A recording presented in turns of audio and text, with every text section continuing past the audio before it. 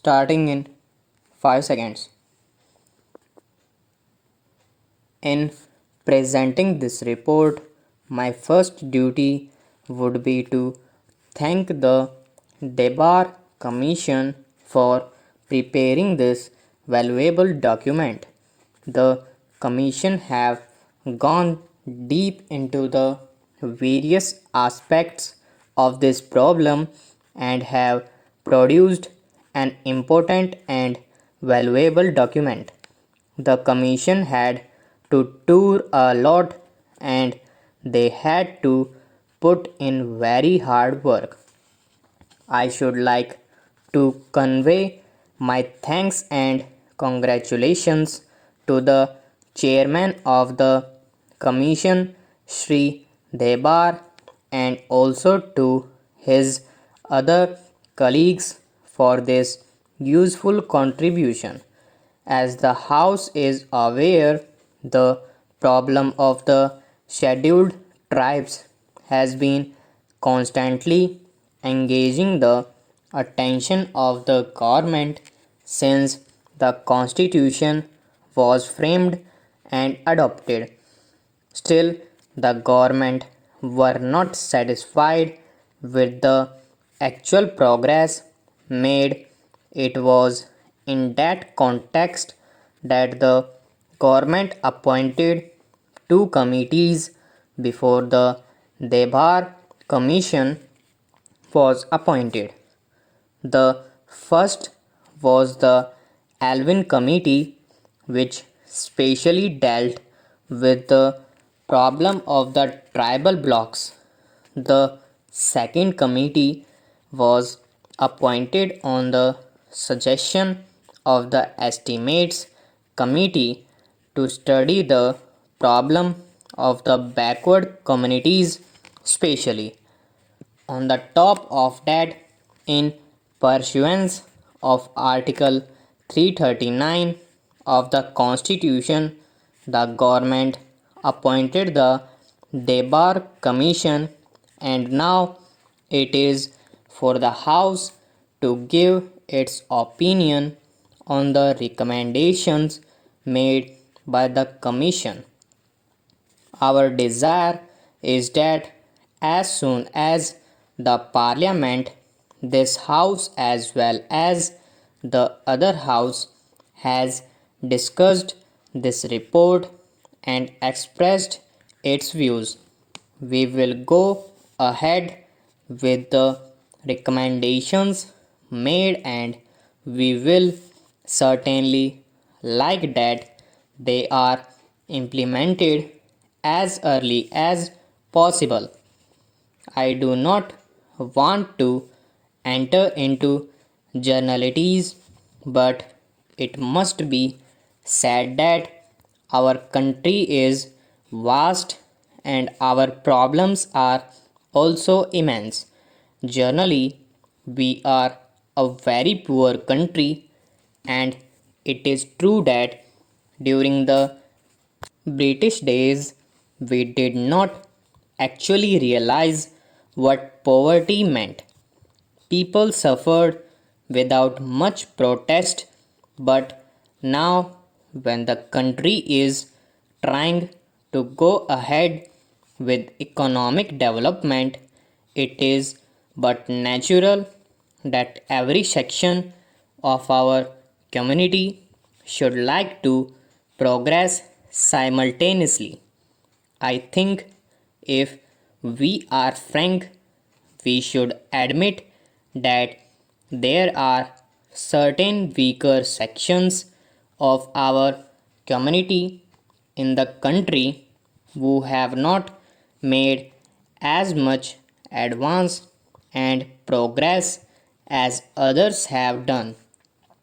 It is therefore become very important that we should lay special emphasis on the development of the scheduled castes and the scheduled tribes. It is necessary, therefore, that we should carefully consider the various recommendations made and see what we can do to achieve a certain target within a prescribed period. The scheduled tribes have been living in isolated places, far off places, not connected with roads. They do not have any amenities of life, neither medical aid nor even proper educational facilities. We have to bring them out of that situation, and we must try to integrate those people with other sections of our countrymen.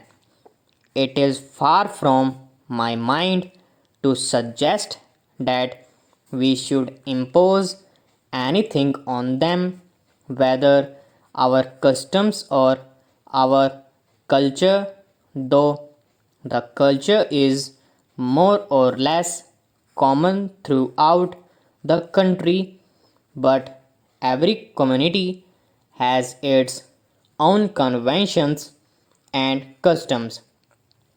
Therefore, when I say that there should be complete integration, I do not mean to suggest that there should be imposition of anything on the tribal communities as such. Still, it is essential that integration will only be possible if their standards are raised, if they are more or less brought to the same level where we or the other people are who are not so isolated. So we have to bring these people to that level, and we can do that not by implementing certain schemes only, but by bringing about a radical change in our outlook and approach. There may be different communities and different religions in our country, but India had its own unique tradition in the past which we have to carry on and maintain even now. In fact, our philosophic base has been unity in diversity, and in it is our good fortune that when we are free, when we have become independent, various communities and religions exist in our country, and it should be our effort to bring about complete unity and solidarity amongst ourselves, even if our religions are different or we differ in our customs, rights, etc. So, I think that it is a challenge to all of us, and I have no doubt that we will be able to meet this challenge. I do not want to take more time of the house. As I said in the beginning, I do not want to enter into generalities. So far as the recommendations of the Commission are concerned, they can broadly be divided into two categories. There are recommendations which are to be dealt with or which directly concern the Home Ministry and some other ministries of the Government of India. There are other recommendations which mainly concern the state governments. In fact, it is the state governments which have really to execute and implement the programs. Stop.